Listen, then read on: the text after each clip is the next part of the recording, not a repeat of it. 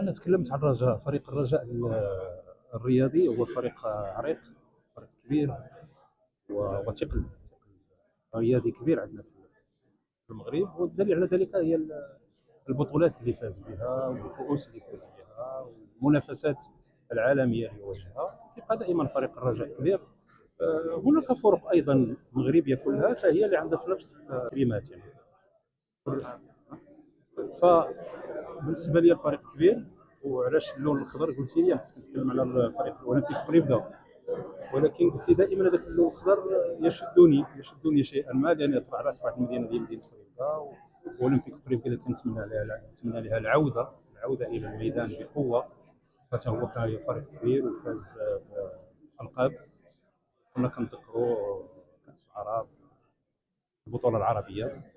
ف وكنتمنى خير وكنتمنى التوفيق لكل الفرق المغربيه، لان المغرب او الفرق المغربيه ما بقاش عندها حق انها تخطا، لان عندنا فريق كبير اللي هو المنتخب المغربي. خاص الفرق المغربيه حتى هي تحدو نفس